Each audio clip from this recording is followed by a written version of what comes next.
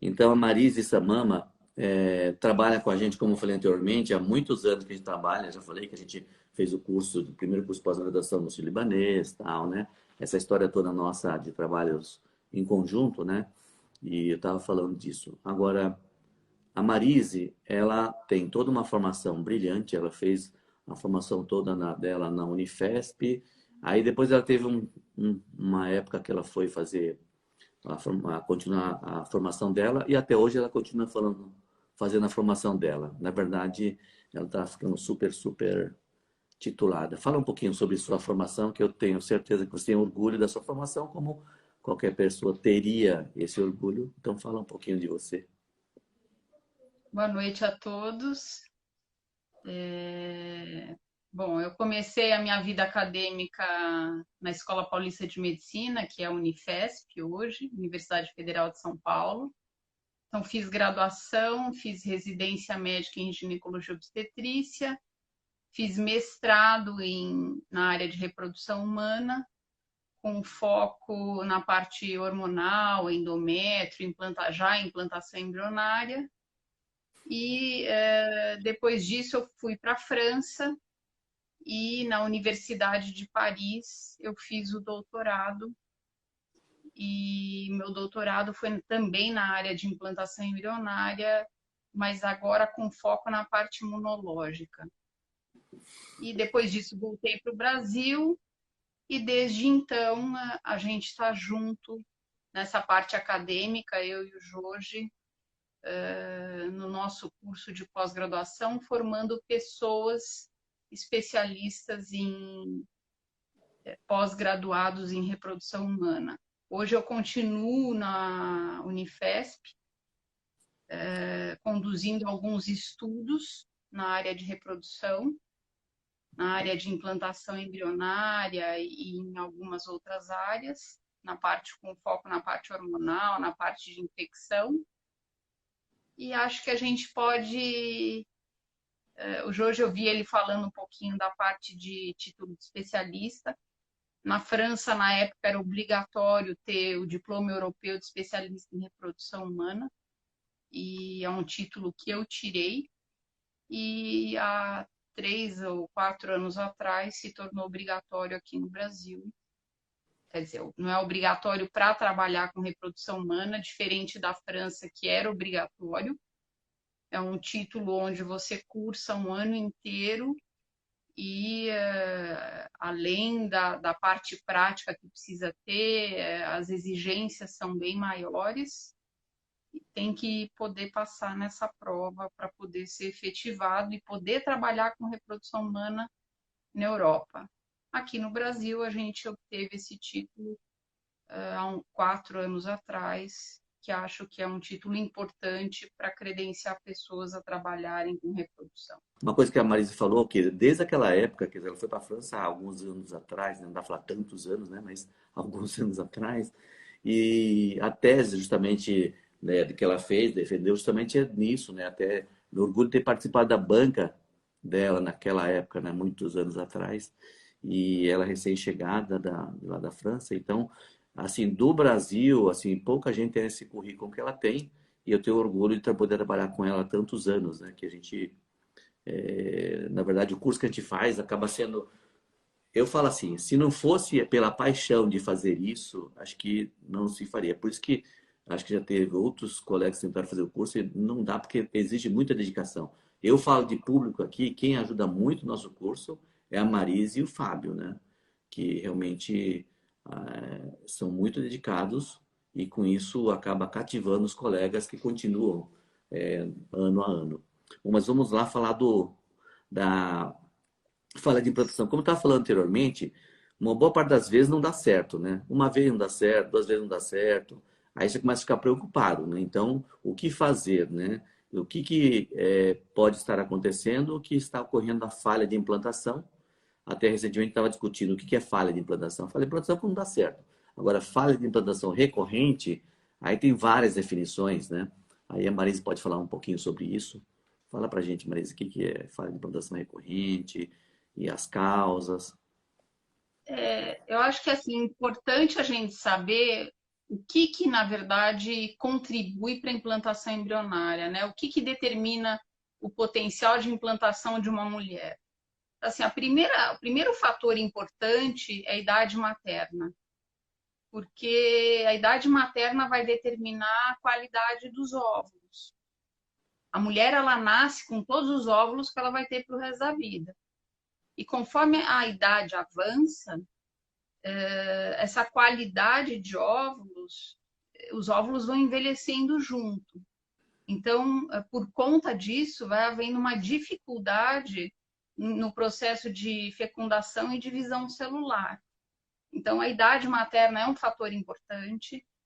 A causa de infertilidade, o porquê que você indicou a fertilização in vitro, também é um fator importante a ser identificado. A gente vai falar um pouquinho mais para frente. A qualidade do sêmen também é muito importante, então a parte masculina. Então, basicamente, para implantar, eu preciso ter um óvulo bom, espermatozoides bons e um útero que tenha condições de receber o embrião fecundado. Sem essa tríade, a gravidez não acontece. Então, fatores importantes, né? Como eu falei, a qualidade do óvulo, a qualidade do espermatozoide,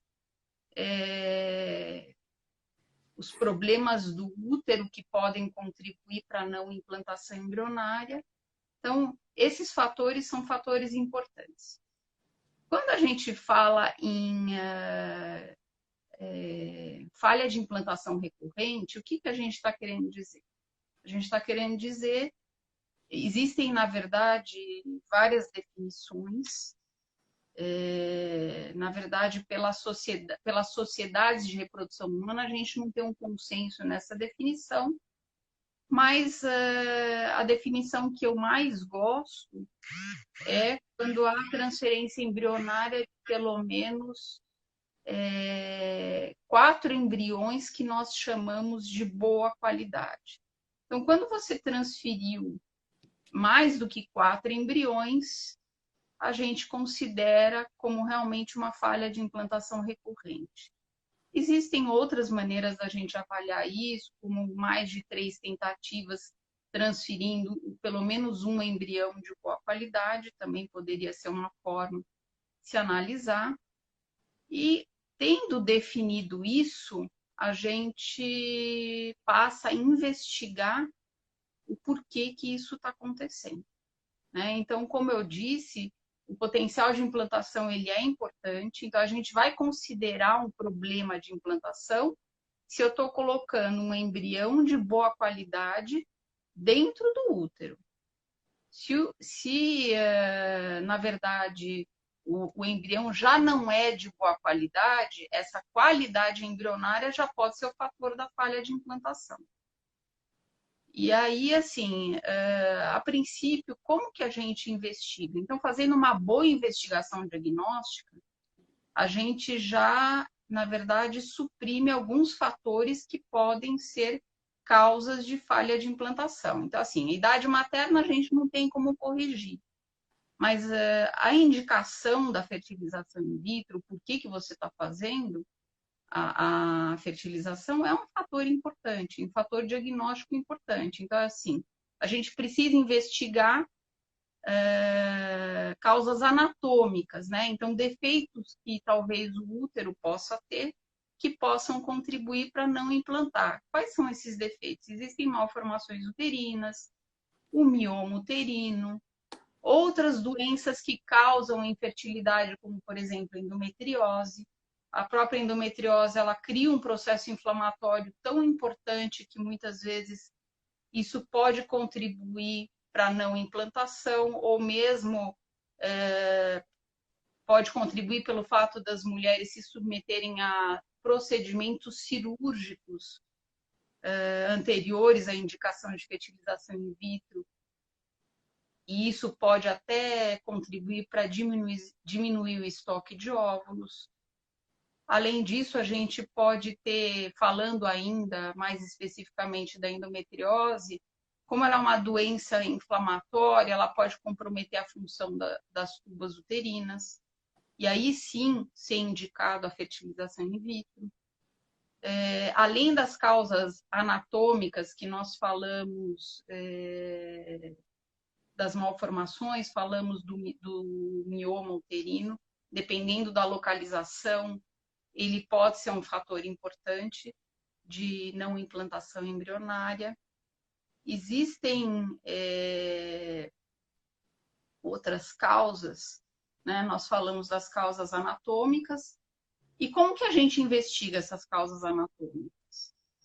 Bom, basicamente, hoje a gente tem um arsenal de exames de imagem que a gente pode fazer, mas o exame mais simples de avaliação é a ultrassonografia transvaginal, onde a gente pode identificar alguns desses problemas, mas também a gente pode lançar mão de ressonância nuclear magnética, e para a gente poder fazer uma avaliação da cavidade uterina ou até das tubas uterinas, a histerosalpingografia, que é um exame que muitas mulheres,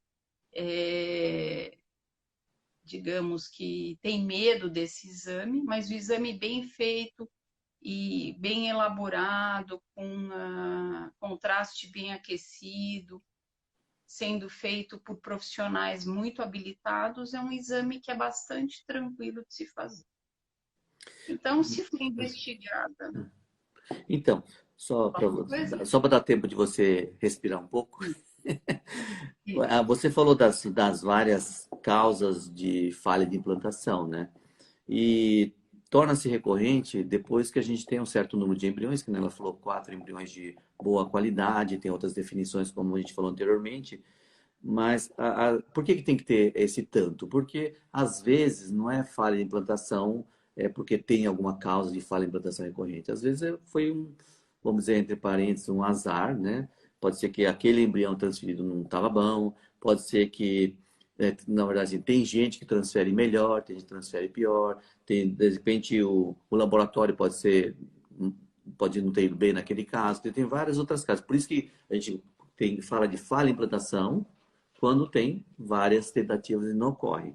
E aí a investigação, conforme a Marisa falou, aí realmente aí fica complexo, né? Por isso que antes da gente fazer a fertilização in vitro, quando a gente indica a fertilização in vitro, o que a gente faz, a gente vê as condições ideais para que a gente tenha uma melhor taxa de sucesso possível. Por isso que a gente investiga tudo o que for possível que dificulte a implantação embrionária. Depois que a gente chega e faz, em condições ideais, a fertilização. Aí, se não der certo, mesmo em condições ideais, aí a gente vai partir para esse monte de exames que a Marise deu uma passada por cima, que na verdade aí tem uma gama de exames que podem ser feitas, né? Aí até tem uma colega Anaísa está te elogiando que você dá as melhores aulas do mundo, que exagerada, mas realmente a Marisa tem um conhecimento gigante. A gente vê que tem vários colegas aí que estão entrando aí, falando, ó, até o Miziara está aí, a gente está vendo várias, na verdade são todos os seus pupilos aí que estão. Meus Então, filhos da reprodução. e o que mais você gostaria de falar da falha de implantação? Antigamente tinha uma tal de vacina. O que você poderia falar desses casos mais complicados? Atualmente fala-se bastante de salas NK, que é muito mais complicado. Tem várias coisas que você poderia falar, só dar uma pincelada geral sobre isso, né? Porque às vezes, quando chega nesse ponto, tem tanta coisa que já foi feita, que pode ser feito, que depois faz e deu certo, porque de repente está que nem aquele jogo do Brasil, né? Ganhou o jogo porque estava com um pijama de tal cor. Na verdade, não foi bem aquilo, né? Então, quando chega um ponto de falha de implantação, a gente faz tanta coisa, investiga tanto e faz tanto tratamento que naquele ciclo deu certo. Então deu certo porque foi alguma coisa que a gente fez diferente. Então, o que mais que você poderia fazer? O que é mito? O que é verdade em relação a isso, Marisa? Eu acho que assim, importante, antes de eu entrar na parte imunológica, que é bastante complicada, acho que é importante estar ciente que mulheres abaixo de 35 anos, elas têm a qualidade embrionária, a gente tem 60 até 70% de embriões que podem estar alterados geneticamente. e que na natureza esses embriões seriam eliminados. Então, 50% dos embriões normalmente são eliminados porque eles têm problemas genéticos, isso acontece na natureza normalmente, e 25% são eliminados em aborto. Só que quando você faz a fertilização in vitro, 75% desses embriões que seriam eliminados, eles estão no laboratório. E a gente vai transferir esses embriões. Então, ter uma alteração genética no embrião é uma coisa bastante frequente. Isso pode ser causa de falha de implantação? Claro que pode.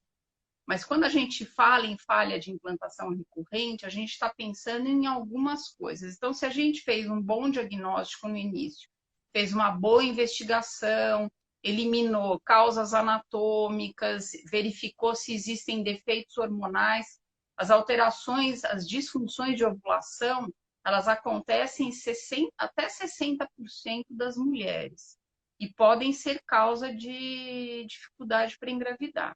Então, se você eliminou essas causas, as infecções, fazendo uma boa pesquisa de bactérias, se você eliminou tudo isso e fez um bom diagnóstico, aí a gente entra num caminho que é realmente tentar investigar mais especificamente causas genéticas, as causas imunológicas. Então, assim, o mecanismo de implantação embrionária ele é um mecanismo imunológico. Então, assim, a mulher ela tem que reconhecer o marido, né, como estranho. Então, metade do embrião ele é composto por células diferentes da mulher. Então, em teoria, a mulher ela tem que ter um mecanismo de defesa para não rejeitar esse embrião que é metade diferente dela. Então, por isso, no passado, veio essa história da vacina. A vacina, ela, em animais, ela é bastante benéfica. Ela faz com que haja esse reconhecimento. Porém, aqui no Brasil, ela não é mais permitida porque existem outras questões. A gente pegava as células do homem, né, uma parte que era feita do sangue paterno, para fazer essa reação imunológica na futura mamãe. Então, isso trazia, sim, um benefício, porém, por questões técnicas, éticas, enfim, hoje não é mais permitido. Então, muitas mulheres podem não fazer esse tipo de reconhecimento e rejeitar esse embrião automaticamente. Então, hoje, a gente tem algumas técnicas, a gente analisa algumas células do endométrio, que é onde o embrião vai se implantar, que são essas células que nós chamamos de natural killer, que é até fruto da minha tese de doutorado. Essas células são responsáveis pela implantação embrionária, são elas que vão permitir ou não o mecanismo de implantação. E a investigação hoje ela é bastante difícil e a técnica ela é bastante controversa. Então, hoje a gente tem bastante dificuldade de analisar, porque a quantidade de endométrio que a gente coleta é muito variável de paciente para paciente. Mas hoje a gente acredita que está no endométrio muitas respostas em relação a esses problemas imunológicos da implantação, que estão relacionadas também com problemas de mioma, problemas de endometriose, alterações hormonais, enfim. Então, a parte imunológica, existem defeitos que estão no sangue da mulher. Então, a mulher ela pode ter nascido com esse problema, como, por exemplo, as trombofilias. Então, as trombofilias elas podem ser tanto herdadas quanto adquiridas. Então, isso também pode ser investigado. causas imunológicas, outras que estão relacionadas até mesmo em quadros de abortos, de outras perdas, também a gente pode investigar. E do ponto de vista mais específico imunológico, a gente pode investigar células imunológicas tanto no sangue, como eu falei, de forma mais específica no endométrio. E a forma de tratamento, ela também não é muito simples, ela não está muito bem definida. Nós temos linhas de pesquisa ainda nessas áreas que estão correndo, e por isso a importância da gente fazer pesquisa nesse assunto. Então, acho que é importante algumas coisas que a Marisa foi falando, né? É assim, primeiro você vê a indicação da fertilização in vitro. Depois você vê se está com as condições ideais, né? E depois você parte para fazer fertilização in vitro. E para não, quer dizer, muitas das coisas que a Marisa falou que seria importante para a pesquisa da falha implantação, na realidade, o colega que fez uma boa investigação pré-FIV, ele já deve ter detectado, né? Para quando chegar na falha, ele já ter passado por essa etapa já, né? Então, aí a gente passaria a pedir exames mais específicos. Dentro disso é importante falar que exame de trombofilia não é exame que se pede logo de início. Às vezes, né, tem paciente que chega já com um montão de exames e, na verdade, são exames que não são feitos por uma pesquisa básica de infertilidade. Mas você poderia falar um pouquinho disso, né, Marisa? Assim, quais são os, assim, o que você acha em relação ao que eu falei? Eu vi até que alguém aqui está perguntando se a gente não poderia investigar tudo antes. É importante a gente saber que tem uma grande parcela da população pode portar essas alterações e isso não fazer mal para a pessoa. Só que se a gente faz um diagnóstico desse e associa ao problema da infertilidade, fatalmente a gente vai ter que tratar. E o tratamento pode trazer alguns riscos. Então, por isso a gente não investiga tudo em todo mundo de cara. Tem que ter indicação realmente de falha de implantação recorrente para que a gente possa fazer uma investigação adequada desses outros fatores para poder julgar se isso é realmente a causa da dificuldade de engravidar. Eu acho Senão que, a gente vai é, instituir um tratamento de risco. eu acho que dentro disso é importante uma colocação, né? Talvez alguma paciente esteja pensando. Então, quer dizer que vai esperar não dar certo para fazer os exames? Ela pode estar pensando isso. Na verdade, é o seguinte: se a gente for fazer todos os exames que existem, a paciente vai passar alguns anos fazendo exames, né? Exagerando alguns anos, mas vai fazer tanto exame e uma boa parte desses exames são particulares, né? Então, você acaba gastando muito para, assim, achar uma ou outra alteração. Por isso que não é um absurdo a gente pesquisar algumas coisas depois que não dá certo. Volta a falar assim, exame de trombofilia não é exame de início. Só se na história da paciente, a paciente comentar que tem, tem história de trombose. Aí você vai pesquisar. Mas caso contrário, se na história clínica não tem por que você fazer um monte de exame. Na verdade, nos nossos cursos de pós-graduação, o que a gente mais discute, qual é o momento exato de se pedir tal e tal exames. Por exemplo, é muito fácil a gente chegar e indicar fazer o exame genético em todos os pacientes. É fácil. E é fácil vender isso. Vender no bom sentido. Por quê? Você fala assim, ó, o paciente tem 38 anos, fala assim, ó, vamos fazer um exame nos seus embriões, vamos descartar todos os embriões anormais. E com isso, a gente consegue eliminar esses embriões anormais e você vai conseguir engravidar com mais facilidade.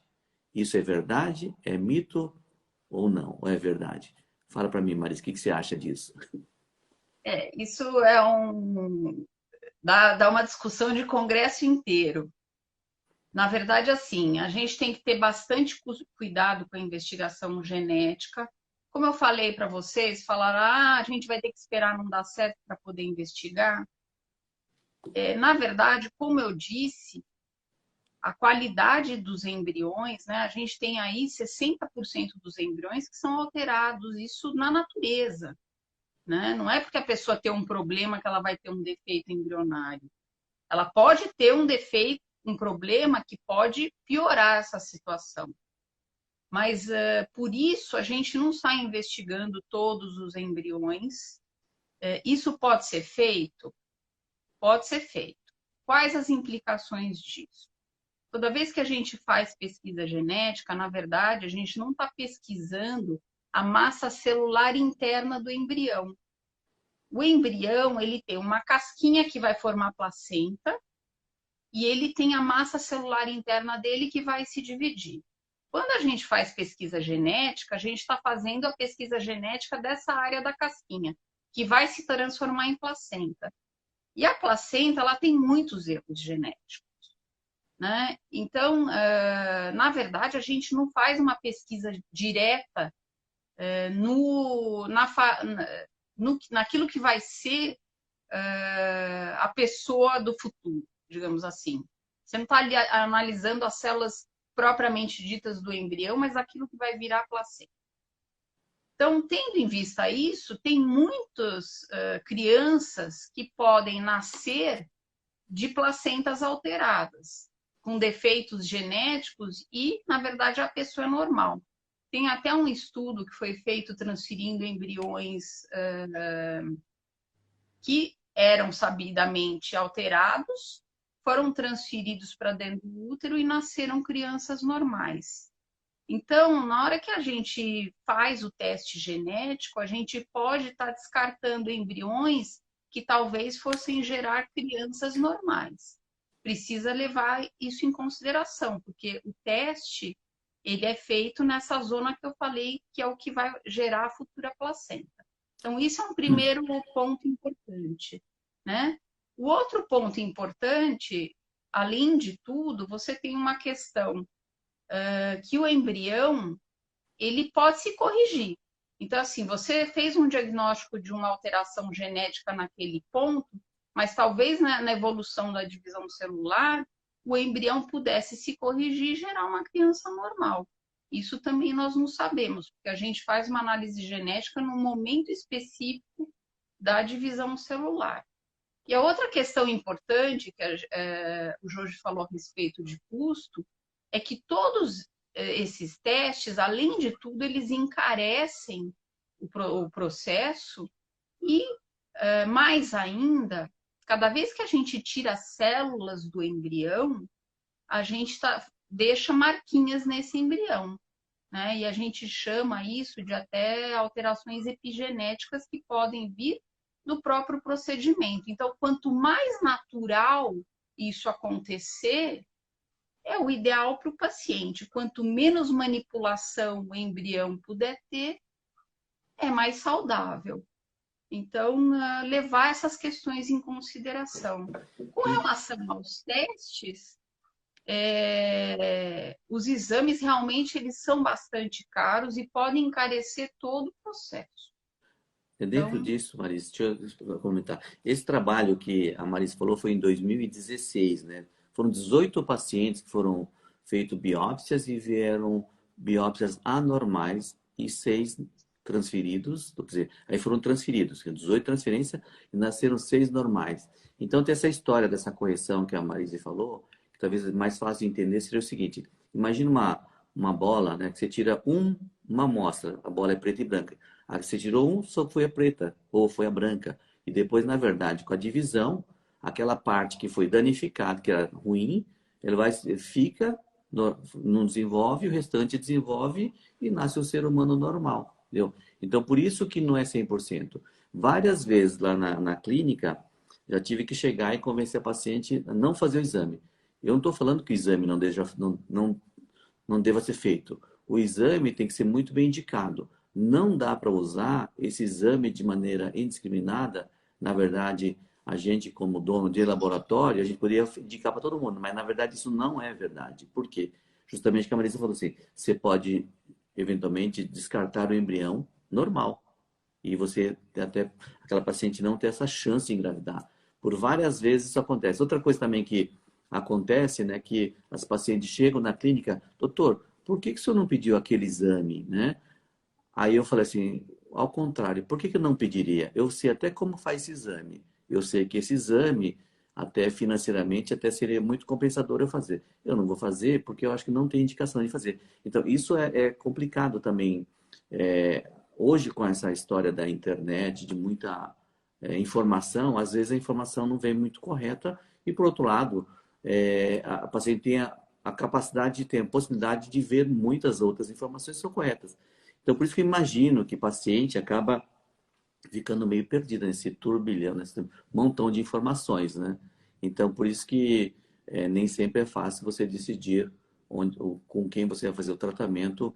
E mesmo a gente fica em dúvida em algumas situações. Por exemplo, antigamente a gente fazia muita biópsia de endométrio para estudar endométrio. Será que precisa fazer tanta biópsia de endométrio? Hoje já não é tão assim. Agora, o que que dá para ver nesse endométrio? Cada vez que a gente estuda mais endométrio, menos a gente sabe. E a Marisa é uma grande estudiosa de endométrio. Fala para a gente sobre os seus estudos atuais, Marisa. Na verdade, assim, na avaliação endometrial, é muito importante a gente avaliar se tem ou não endometrite, que é um processo inflamatório do endométrio. A gente avalia também, além desse processo inflamatório, que pode ser causado por bactérias, e aí a gente trata e pode tratar eventualmente até com antibióticos. A pesquisa dessas células natural killer, que eu falei que são importantes e fundamentais para o mecanismo de implantação embrionária. Então, células que têm uma atividade aumentada podem atrapalhar a implantação embrionária e a quantidade também baixa dessas células também podem contribuir para a não implantação embrionária. Então, a gente tem estudos nessa linha de pesquisa, assim como a presença de outras bactérias, como que nós chamamos de microbioma. Nós temos um equilíbrio de algumas bactérias que contribuem para a nossa defesa, tanto vaginal quanto endometrial. Antigamente a gente achava que o endométrio ele não tinha nenhuma bactéria. Hoje a gente sabe que ele é composto por um grupo de bactérias que transformam esse ambiente em um ambiente ideal até para implantação embrionária. E é ele que acaba estimulando o nosso sistema imunológico. Então a gente vem estudando isso também mais recentemente, né? Principalmente porque a gente sabe a importância dessas bactérias, até mesmo nas causas do próprio câncer, mesmo o câncer hoje de intestino está relacionado com as presenças dessas bactérias. Por isso a importância da gente investigar isso. Tem a Simone está perguntando quando é que estão indicados os exames. Na realidade, Simone, é o que a gente, talvez o que a gente mais estuda, né? Acho que é quando pedir os exames, né? Interpretar os exames em reprodução humana. Porque para indicar é fácil. Para a mulher engravidar, ou ela engravida naturalmente, né? Ou ela engravida com inseminação, ou ela engravida com fertilização ou com cirurgia. Só isso. Só tem essas quatro formas dela engravidar. Então, agora, quando é que você vai pedir os exames para ter o melhor resultado? Que aí é o motivo da gente discutir muitos casos para justamente dar um timing correto dos exames. Inclusive, em 2005, eu apresentei um trabalho no Congresso Americano, que era, naquela época, a gente fazia estereoscopia, como eu sou estereoscopista de formação, assim como Marisa eu fazia estereoscopia e dava normal, né? E na biópsia vinha com alteração, com normal e com alteração. Então, naquela época, a Filomena chegou e detectou várias causas de possíveis falhas de implantação em pacientes com alterações endometriais, apesar da aparência normal do endométrio. Então, quando o médico faz um exame que olha dentro do útero e vê que está normal, nem sempre o endométrio está normal. Às vezes tem alterações microscópicas ou eventualmente até imunológicas nesse endométrio, né? Até endometriose pode provocar alteração dentro do endométrio. Então, por isso que é difícil a gente falar numa apresentação aqui quais exames, em que momento. Por isso que vai depender de paciente a paciente, caso a caso. A gente não pode generalizar, porque generalizando você vai acabar cometendo erros ou exageros. Então, por isso que até acaba sendo até uma arte isso, né? Um motivo de estudar para você realmente saber qual que é o momento de tal e tal exame. Alguns a gente tem certeza que não é época de fazer, outros a gente tem certeza que é época de fazer. Então, isso aí, hoje, tem, graças a Deus, tem muita gente que faz uma boa medicina reprodutiva pelo Brasil afora, né? É impressionante como nos últimos anos isso cresceu bastante, o interesse pelos médicos, logicamente pelo aumento do número de pacientes, né? Então tem mais pacientes precisando de tratamento e mais médicos estão se aprimorando nisso. Então tem muita gente boa pelo Brasil afora que sabe fazer com competência e evitar os exageros, conforme eu falei anteriormente. A gente está aqui adiantado aqui, fala alguma coisa aí, Marisa, para a gente já fechar aqui, que nós já estamos já com mais do que os 40 minutos, 30, 40 minutos. Então, assim, acho que o grande recado que a gente tem para dar é que, assim, na maioria das vezes, uma boa investigação diagnóstica vai fazer com que a gente aumente as chances de engravidar nas primeiras tentativas. Então, se você fez um bom diagnóstico, fez uma boa investigação, que nós chamamos de básica, porque a gente sabe que tem muita gente que pode ser que faça fertilização in vitro sem todo esse arsenal que nós fazemos de investigação básica. Se você fez uma boa investigação, você tem uma chance maior de engravidar nas primeiras tentativas. Se isso não aconteceu, como eu disse, se a gente transferiu pelo menos 4 embriões de boa qualidade, se a gente não teve dificuldade na técnica de transferência embrionária, se a gente fez toda essa boa investigação, aí sim vamos lançar mão de fazer uma investigação mais profunda, eventualmente até ou no embrião, ou no endométrio, ou na parte imunológica, na parte hormonal, infecciosa, masculina, né? A gente não pode esquecer que metade dos problemas são causados por alterações do espermatozoide. Então, a falta de estabilidade do DNA também do espermatozoide pode ser um fator importante para a não implantação. Então, aí existem realmente inúmeras causas que precisam ser investigadas e por isso que não dá para fazer todos esses exames na investigação básica. Mas esse é o grande recado. É isso aí. E na verdade a gente nem falou tanto, né? Porque é o mundo isso aqui, né? Para se falar tudo sobre falha de implantação. Inclusive nem abordamos na parte masculina, né? Que até se citou por cima, até alguém perguntou sobre espermograma. Espermograma é um exame bem inicial, né? E a maioria dos espermogramas só diz que tem ou não tem espermatozoide. E agora tem muitos outros exames que são utilizados, né?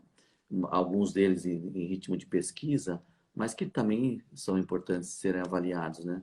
Mas eu acho que de maneira geral, o recado que a gente queria dar, a Marise, ela resumiu muito bem, né?